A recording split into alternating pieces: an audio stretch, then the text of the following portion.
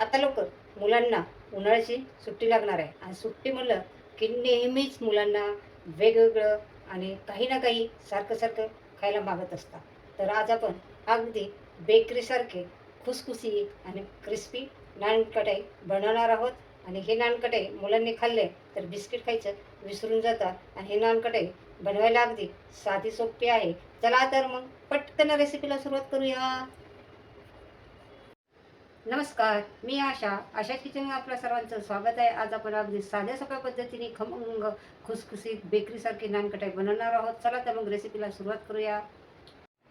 आता आपल्याला अर्ध वाटी इतकं तूप घ्यायचं आहे. बघा हे तूप आपल्याला पातळ पण नाही घ्यायचं आणि फ्रीजमधले ठेवलेलं पण नाही घ्यायचं. हे तूप आपल्याला रूम टेम्परेचरचं तूप घ्यायचं आहे. हे पहा, अशा पद्धतीचं आपल्याला हे तूप घ्यायचं आहे. आणि हे तूप आपल्याला असं एक मोठा बॉल घ्यायचा आहे आणि त्याच्यामध्ये ओतायचं आहे.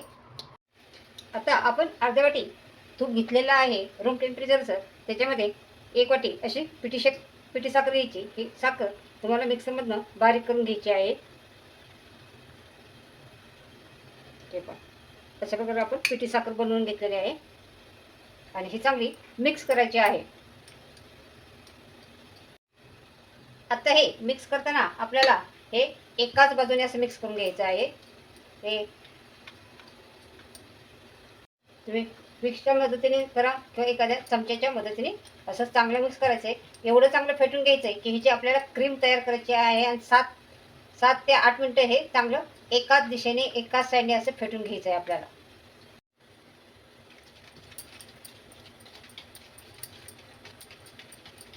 बघा अशा प्रकारे आपल्याला चांगलं फेटून घ्यायचं आहे. अगदी क्रीम बनवून तयार करायची. हे बघा मस्त क्रीम बनलेली आहे.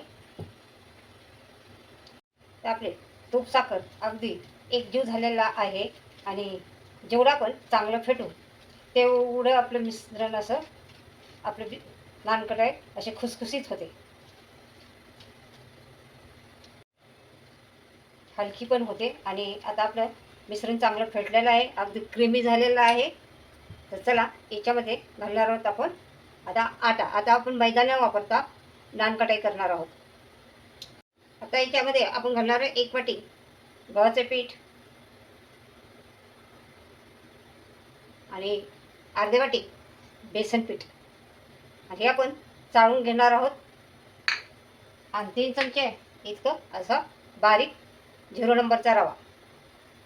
हे सगळं मिश्रण चाळून घ्यायचं आहे आणि चाळल्यामुळं काय होतं आपलं हे पीठ हलकं होतं.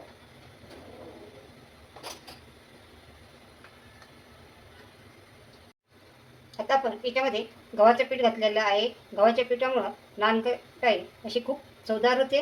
बेसन पिठामुळं आता त्याला क्रिस्पीपणा येतो आणि रव्यामुळं अशी खुसखुशीत होते. तर हे आता आपल्याला चांगलं ह्याच्यामध्ये पाव चमचा इतका इलायची पावडर घालायची आहे. पाव चमचा इतका खायचा सोडा घालायचा आहे. अर्धा चमचा इतका बेकिंग पावडर घालायची आहे आणि हे सगळं चांगलं मिक्स करून घ्यायचं आहे आपल्याला.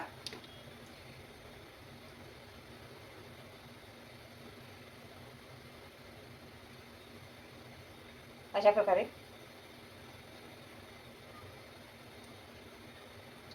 तर बघा ह्या हाताच्या मदतीने आपल्याला हे सगळं मिक्स करून घ्यायचं आहे.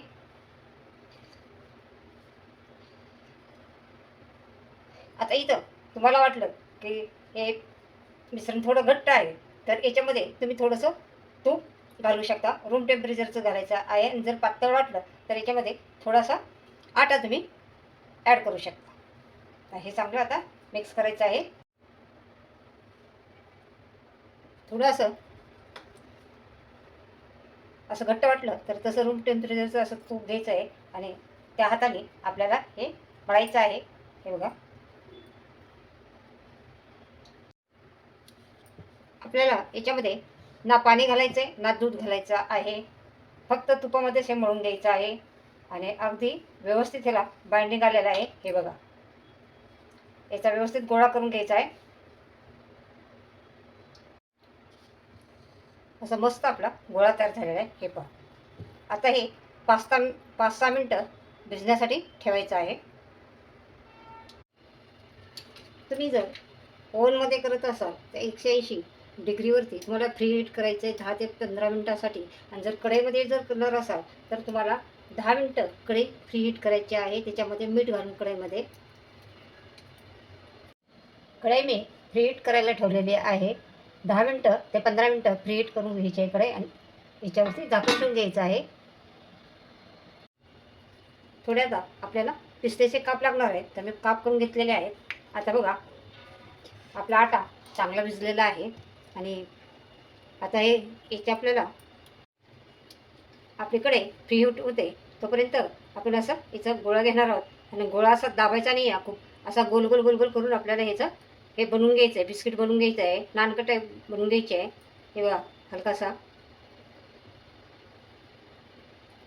खूप असं दाबलं तर ते त्याला क्रॅक जाईल म्हणून असं हे करून घ्यायचं आहे. जसं आपण बेसन पिठाचे लाडू कसं हे करतो त्या पद्धतीने तुम्हाला हातावरती हे करून घ्यायचं आहे. हे बघा अशा प्रकारे मस्त आकार आलेला आहे. मस्त त्याला तूप सुटतं आणि त्याच्यानंतर हलकासा असा आपल्याला आकार द्यायचा आहे, हलकासं दाबायचं आहे. हे पहा अशा पद्धतीने आणि याच्यावरती आपल्याला पिस्ता चिटकून घ्यायचा आहे. हे पहा असा चिटकवलं आहे तसा. हे पहा अशा प्रकारे ह्याच्यावरती आपल्याला असं पिस्ता लावून घ्यायचा आहे.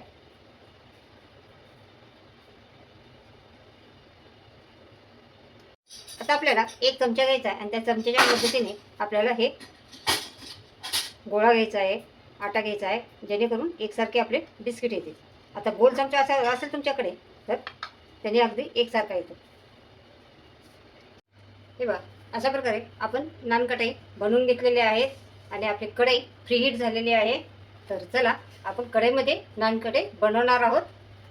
आता झाकण काढून घेणार आहोत आणि याच्यावरती आता आपण एवढे ठेवून देणार आहोत. बघा आपण एक चमचा घेतला होता, चमच्यामुळं आपल्या नानकटाईला आकार अगदी सगळा एकसारखा आलेला आहे. असं चिटकून ठेवायचं नाही आहे कारण हे झाल्यानंतर ह्या आकार घेतात, मोठ्या होतात. आणि कढईमधल्या नानकटाई अशा खूप मोठ्या करायच्या नाही आहेत, ओव्हनमधल्या थोडं मोठे केल्या तरी चालतील. तर बघा अशा प्रकारे खूप अशा चिटकायच्या नाही आहे. तर जेवढे पाहिजे तेवढे आपण याच्यामध्ये घालून घेतलेले आहे. कुठेही नानकटाई आपली चिरलेली नाही आहे, अगदी मस्त आकार आलेला आहे याला.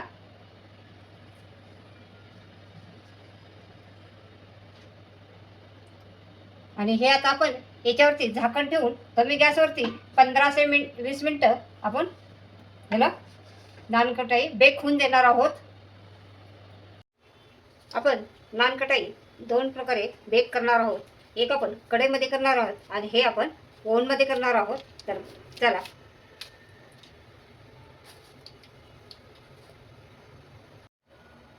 ओव्हन आपण 180 डिग्री फ्री हीट करून घेतले 15 मिनटं आणि त्याच्यानंतर 15 मिनटासाठी कन्व्हेन्शन मोडमध्ये बेक करून घ्यायचा आहे. तर चला आपण ओव्हनमध्ये बेक करायला ठेवूया.